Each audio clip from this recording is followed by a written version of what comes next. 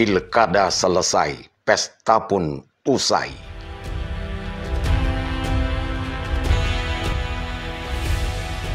Perhelatan pemilu kepala daerah dengan hiruk-pikuk kerja politik anak bangsa dalam gelaran Pilkada serentak 9 Desember 2020 selesai juga.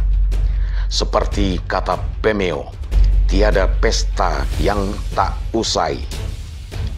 Pesta rakyat atas nama demokrasi pada 270 daerah pemilihan untuk 9 gubernur, 224 bupati, dan 37 wali kota serentak dimulai, serentak pula selesai.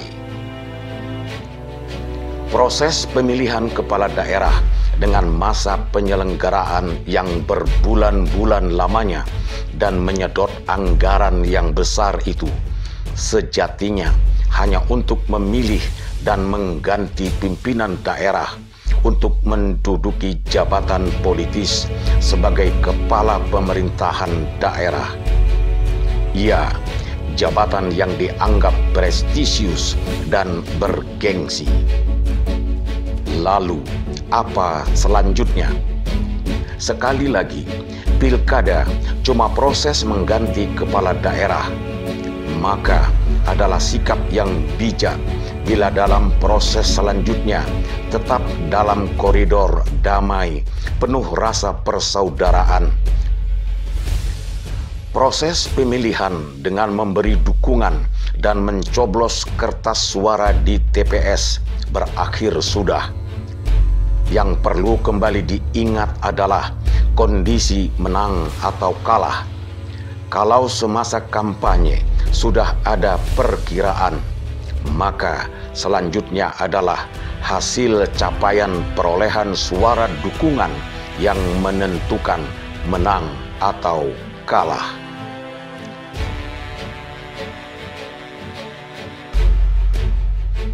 Seperti telah disampaikan dalam tinjauan N2STV sebelumnya, 3 pasang calon wali kota dan wakil wali kota Sibolga diharapkan dengan sikap kesatria, kesiapan untuk menang harus sama siapnya untuk kalah. Dengan begitu, maka tercerminlah bahwa niat baik untuk membangun dan memajukan kota Sibolga bukan semata karena ambisi jabatan dan kekuasaan. Dengan jiwa satria, siap kalah dan siap menang. Dengan kata lain, menang bermartabat, kalah pun tetap terhormat. Logikanya, kalau untuk membangun dan mensejahterakan rakyat, tanpa jadi wali kota pun tetap dapat dilakukan. Apalagi bila dapat dibangun sinergitas yang baik, karena masih terlalu banyak yang perlu dibenahi untuk kebaikan dan perubahan kota ini. Sibolga, kota persaudaraan berbilang kaum. Kalau begitu, sejatinya tak perlu lagi idiom kalah menang, karena siapapun di antara calon yang tampil sebagai pemimpin di kota ini, mereka adalah orang-orang pilihan yang sudah sejak awal berniat memimpin dan membangun kota Sibolga. Kerja politik dalam bentuk pilkada ini setidaknya sudah melibatkan banyak orang dan tentu juga memerlukan banyak uang hanya untuk lebih mendalami dan memahami arti berdemokrasi, beda pendapat, beda pilihan. Menjalani proses dan perjalanan panjang dengan lika-liku politik yang kadangkala menghentak emosi, sesuai aroma dan alur kerja politik itu sendiri. Semua cara bisa dilakukan untuk mencapai tujuan, membuat yang tak mungkin menjadi mungkin.